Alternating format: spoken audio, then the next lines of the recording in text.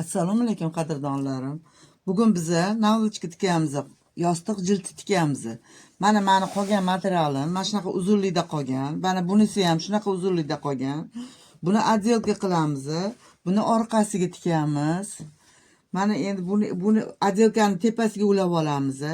Mana bu material bilan buni material orasiga biza mana bu yostiq jildimizni kichkina bo'lib qolmasligi uchun molniya beramiz. Mana but bilan butga molniya qo'yamiz. Ana ineki yonlarini tikib olamiz. Yostiq jildi tayyor bo'ladi. Mana biz yostiq jildini tikishni boshlash uchun birinchi отделкamizni tikib olamiz. Mana bu tepasiga ikkalovini, ikkita yostiq jildi chiqadi.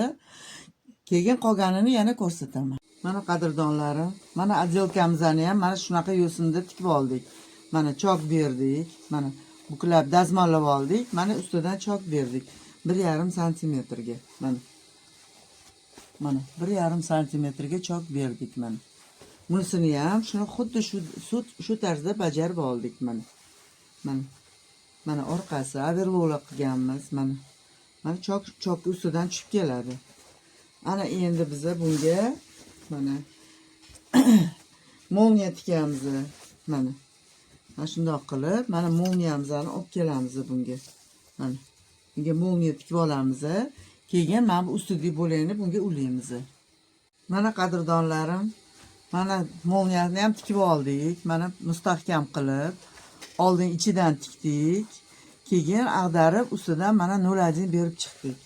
Mana bir chiroyli chiqdi, mahkam bo'lib, pishiq bo'lib, tortilsa ham darrov yirtilib ketmaydi.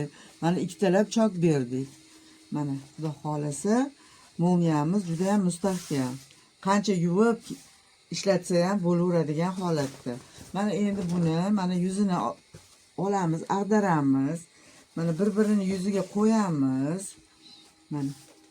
Mana endi chekalarini tikib chiqamiz. Mana chekalarini 1 santimetrga tikib, overlock qilib qo'yamiz. Mana mustahkam bo'ladi. Mana overlock qilib o'ngiga tikib, overlock qilib ko'rsataman. Mana qadrdonlarim, mana chekalarini tikib, overlock qilib oldik. Mana uchala tomonini, bu tomoni yaxlib. Mana endi buni molniyani mana ozgina joyini ochib qo'yganmiz. Bu yog'ini ochib, keyin ag'daramiz mana. Mana endi ag'dargan holimiz mana. Ag'dardik. Mana o'ngiga ag'darib oldik. Mana molniya tarafimiz mana. Mana mustahkam chiqdi yostiq jildimiz. Siz ham harakat qiling. Mana shunaqa qilib tiksangiz mustahkam, chiroyli, o'zingiz uchun mazza qilib tutasiz keyin. Qoldi mana shunaqa materiallaringiz bo'lsa, albatta har bir insonda uyida bor bunaqa materiallar. Harakat qiling, sizda ham chiqadi. Sog' bo'ling.